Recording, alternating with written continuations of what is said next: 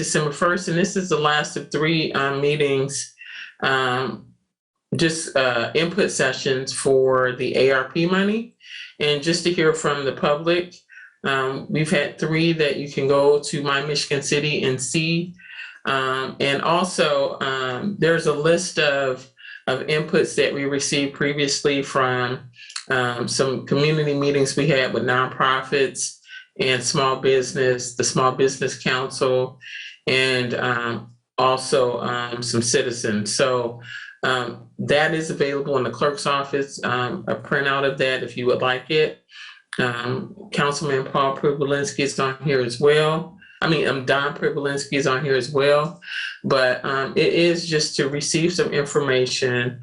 We have $16.7 million the city has received from the ARPA Act. So it's just to get some information as we prepare to put together a committee to start really thinking about a plan and how to put a plan together for the citizens of Michigan City and what that will look like. There are several municipalities that actually have already put forth comprehensive plans. They also have websites. Those are some of the things that we'll be talking with the administration about. What are our next steps in creating this plan? So if I'm just going to turn it over to see if we have Mr. Bruce, and I don't want to mess up your last name, and Mr. Don Briggs. If you would like to share anything or any comments you would like to, anything you would like to see as far as funding or needs in the community, I'm opening it up to you. It looks like Don has a comment first. The other Don, but his mic isn't working. All right, Don. All right. Well, here, Don Briggs, why don't you go first? Hey, I'm sorry I'm late to the game here in this public meeting thing. I did come to one meeting over to church. Yes, you did. Last week. Recently, I've been sampling the use of the bus system here in Michigan City. We've got a bus pass. I've had a couple of months in a row here. I've used bus passes, and I've been using buses and an electric bike to get around. It occurs to me that we could improve the public, the bus system here. Now, of course, I'm saying this only because I sampled it. But I know people living on the west side who have to walk to work down to, the south end of Franklin Street, because out in the west side, they don't have any bus service at all. I mean, to a good extent, okay, to a good approximation, all right? So I want to speak up for those folks, and I'm sure there are other people around, because I don't know everybody in the city, but yeah, I'd like to see some of that. What do you think?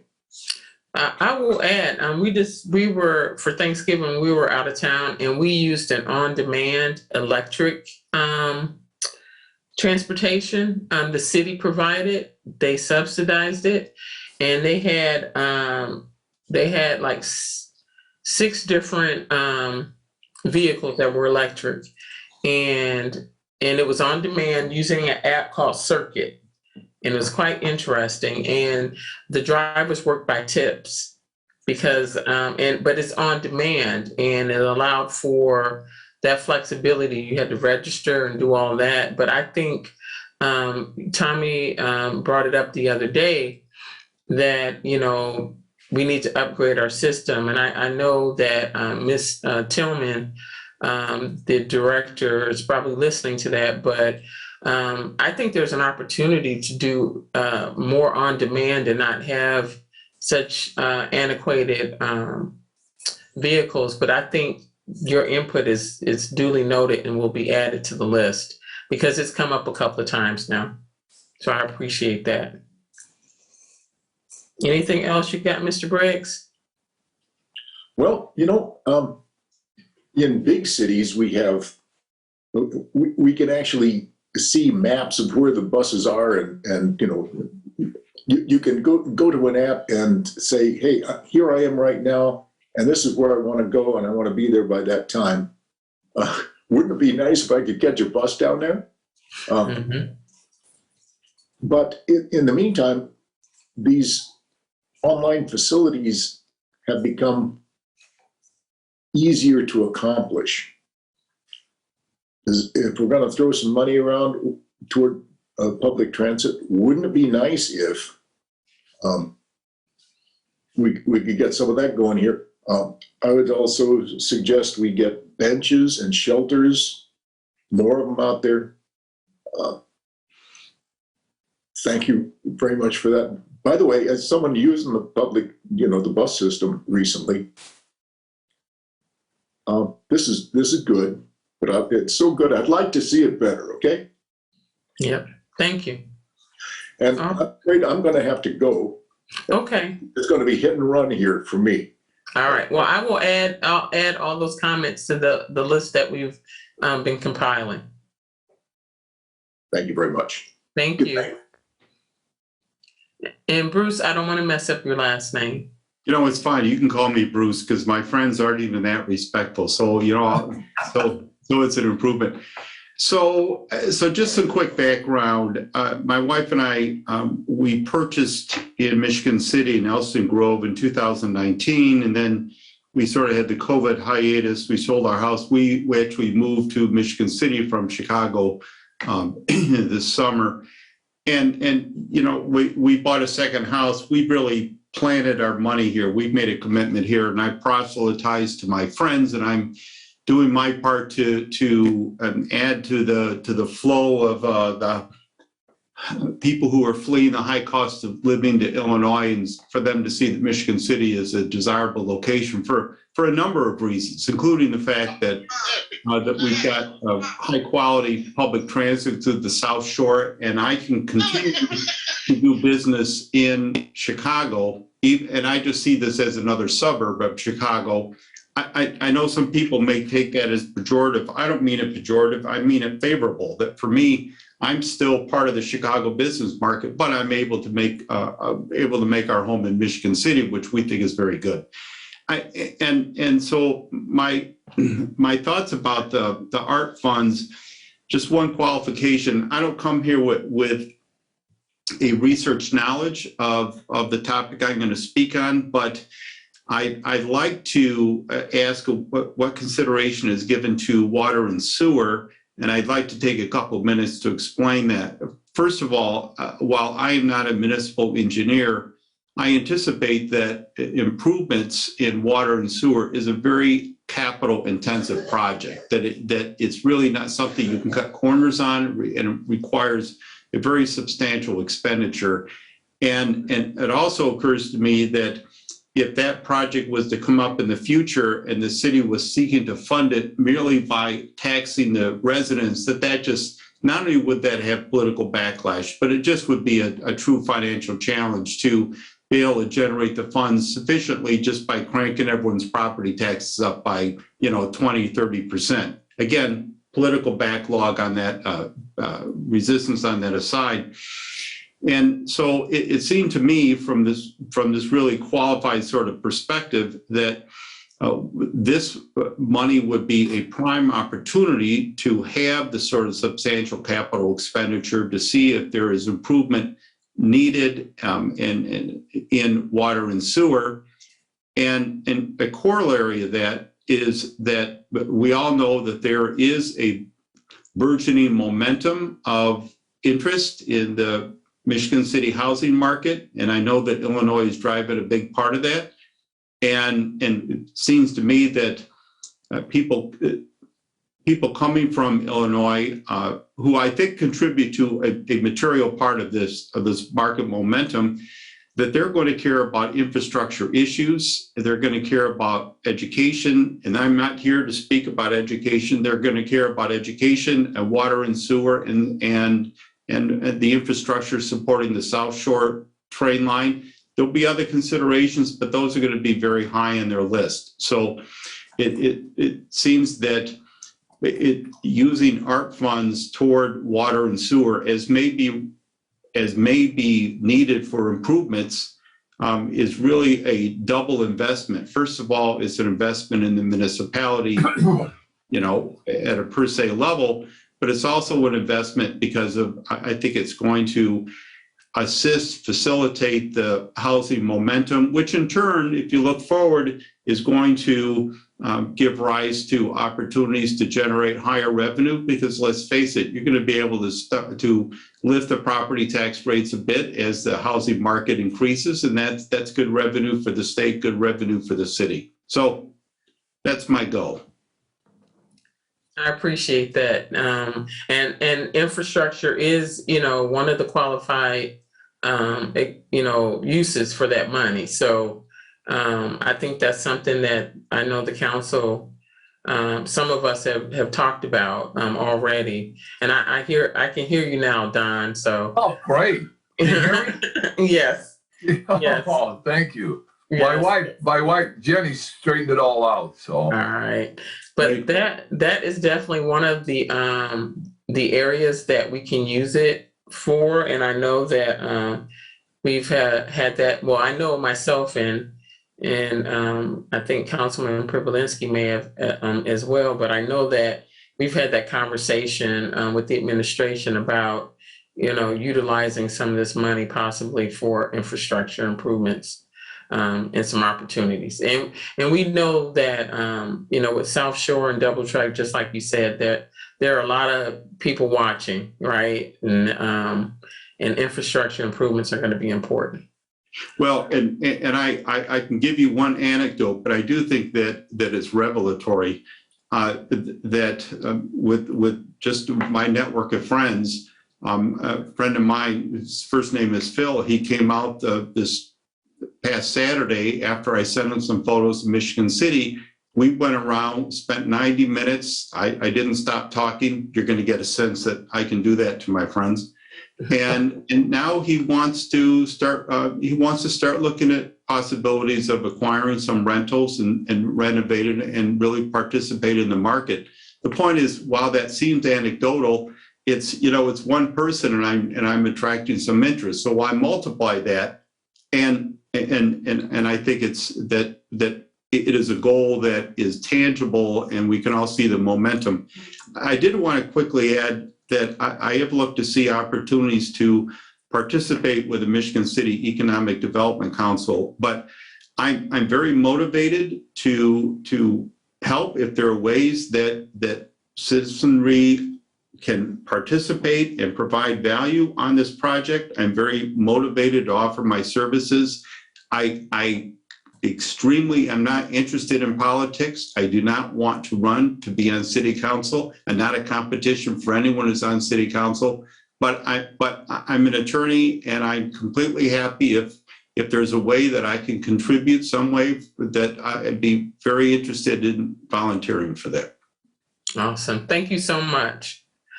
All right, let's see. We have on here Tina Mahone. Miss Mahone, did you have any comments that you would like to share as far as input on use of the ARPA funds?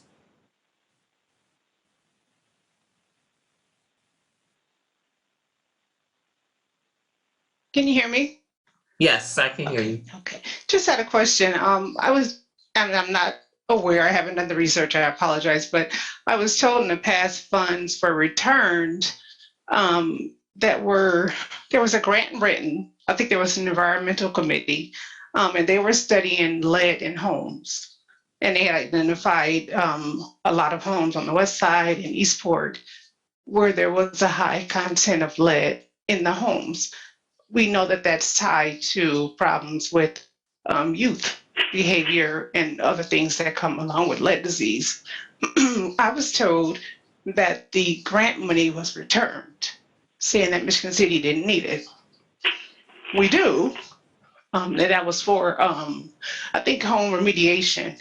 If they found lead, those funds could have went to repair those homes, because obviously there's a lot of children there. I'm told that Head Start has, I guess they require blood testing now, and there's a very high percentage of kids who have a high content of lead in their blood.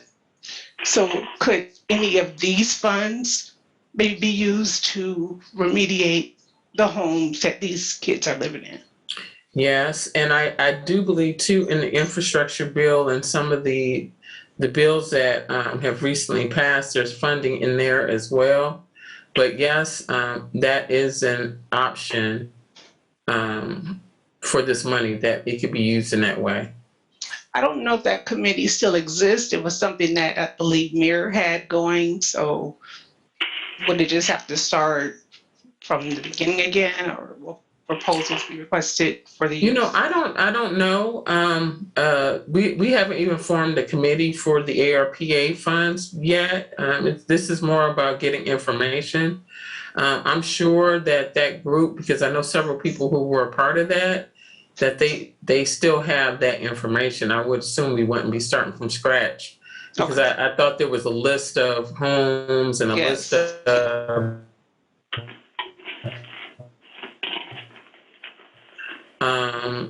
people. That's something that could be followed up on, as we move forward. But thank you for bringing that up. Yes. Is there anything else that you can think of? And if not, you know how to reach me. Yep, I will. All right, perfect. Thanks. I see a phone number. I'm not sure if that's somebody who's already on 219-938. Is that you, Mr. Meyer? Meyer. Okay. All right, Mr. Meyer. Did you have anything, or are you just listening in? I'm just listening. Okay. All right. And I see Mr. Kenny Fly is on. Did you have anything to add? I know you shared some things yesterday. No, I was just listening, Ms. Dykes. Thank you. All right. Well, with that being said, it's 6:22, and I'm going to ask if Councilman Don has anything he would like to add. Yeah, thanks, Angie. Thanks for hosting this workshop. And just want to welcome Bruce to Michigan City, and thank you for investing in Michigan City. And you can bring all your buddies with you that, from Illinois. We'd love to have them here. Okay, love to have them here. But and thank you for offering your services to possibly, sitting on a committee if one's formed, for this art money. Appreciate that very much. And to Miss Mahone or Mrs. Mahone, yeah, that lead committee, I was part of that lead committee. Mayor Muir put me on there because I requested to be on that, because I think it's a very, very important issue for not only children, but people in general, for their health and their well-being, that the city try to do something about that. The reason that it was stopped, I was told, due to the financial liability that we had 2 years ago when we came into office, and we could not afford to move on with that program. So that's why that program was stopped. But that was a great suggestion that it was in the back of my mind, but you brought it out, Ms. Mahone, about possibly getting some funding to take care of that program. And just to continue on, and Angie and I have talked about this. I've talked about it to the mayor when he had his workshop 4 months ago when we started this whole process, that one of my objectives is to improve the park system in Michigan City. And the reason I say that is because this art money coming into the city, everybody, whether it's youths, whether it's ADA, children that, are disabled, or, whatever their physical impairment is, and adults, that we all have the possibility to have a great park system. and to utilize the equipment that the park department has and that we need new park equipment. So what I did is I spoke to Ed Shin, the park superintendent, and asked him and asked the mayor also to have him do a survey of the park department of all the parks, all the city parks, to see what type of equipment we need to update our parks to make them ADA compliant, to make them what's called destination parks, which means it's parks for everyone, depending on your physical skill or any physical impairments you may have, that you can use that park. And I'm hoping that Mr. Shin did that. And then also we're looking at Fetters Alley, the park in Fetters Alley right now. We have visited 3 parks already, and we're looking at funding mechanisms to do the same thing down there in Fetters Alley, to put a brand new ADA compliant, inclusive destination park playground down there in that area, along with physical fitness equipment for folks that like to go down there and work out. You know, we're not talking barbells and things of that nature. We're talking about stationary type equipment that they have nowadays. So that's going to be one of my thrusts, and possibly one of my major thrusts, is because I feel everybody in Michigan City, all the residents, all the children, all the adults should be able to enjoy this funding that we're having. And it's a one-time opportunity, because I know, like with the park department, they always have a 5-year master plan, and we'll put it on our master plan and then we'll wait to see if it gets done. Well, you know, it's 5 years and then it's 10 years and then it never gets done. Let's get it done. The opportunity is here. The money's here, $16 million. And I think we can find $1 million, $1.5 million, whatever it may be, to spend on all the residents in Michigan City that they can enjoy. So that's one of my thrusts. But all the other ideas that have come up, they're all great ideas, and we'll just see how they shake out, and how we can fund these projects, because I know there's a lot of needs. I should say there's a lot of needs, more than once. I think there's more needs in this community than there are wants. So we'll see what happens with the funding, and hopefully we can put it in the right spots and people will be happy. Thank you. And I'll add, just before this meeting too, Don, Mr. Shin just talked about your visits and exactly what you were talking about. So they started talking about the master plan, and they tabled it to the next meeting in December. But they talked about exactly what you're saying. And another opportunity, I think, for that destination playground, especially because it's around health and fitness and wellness, is our healthcare foundation, the LaPorte Healthcare Foundation. There's an opportunity, anything dealing with health and wellness and bringing,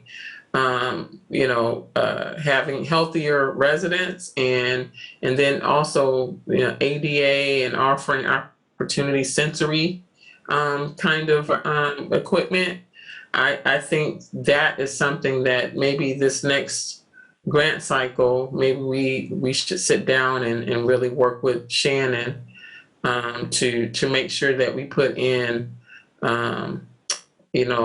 for some money. The next cycle is usually in February, and I know the city of LaPorte got quite a bit of money for Parks and Rec as well, and so that's another option for us to maybe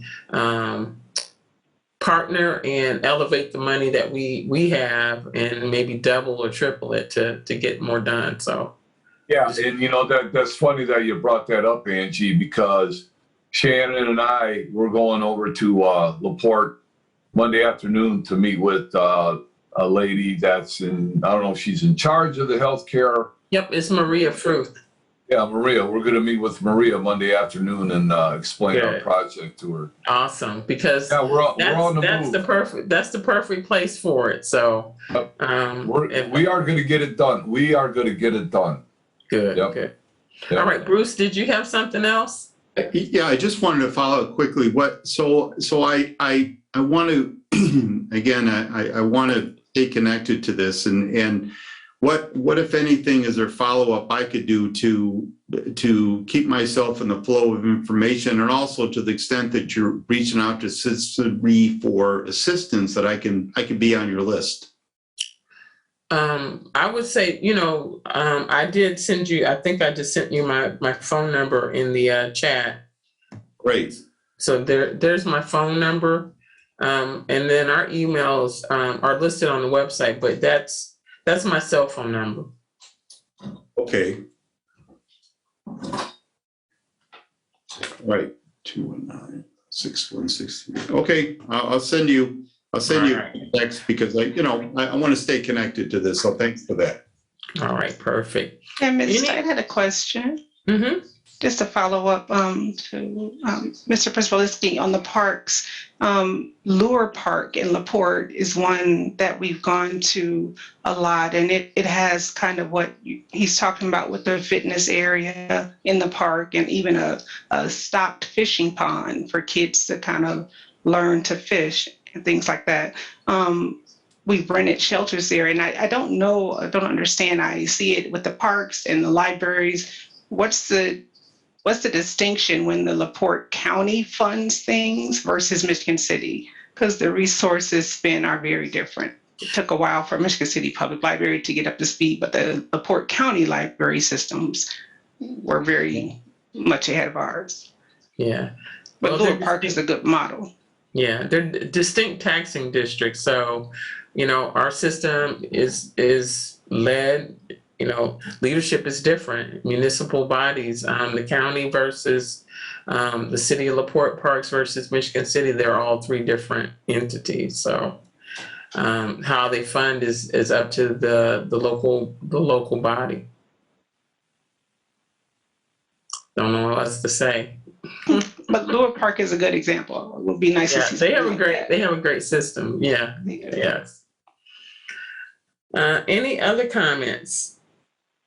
All right. Well, thank you for joining again. We'll have the updated list of all the inputs sometime next week. We're just going to add to the existing list, so that if someone wants a list of things that people have shared, or if you have any comments, please send them to your council people, send them to the administration, and we will do our best as we start transitioning to a planning process, making sure that everybody's inputs are heard as we move forward. So again, I thank you. Thank you for joining again, and look forward to getting this thing off the ground and getting a committee formed, and hopefully multiple committees, not just one. Maybe we have a process committee, but maybe there's a committee that handles different areas of the funding, because I know we have 4 different buckets of funding. So who knows? But we haven't even gotten there yet. So more to come. But I thank everybody who's participated over the last 3 meetings. Also, all the people who participated in the workshops that we had at the library and over at Macedonia Church as well. So I appreciate everybody's support. Thank you, everybody. Have a good evening. All right. Thank you. Bye. Good night, everybody.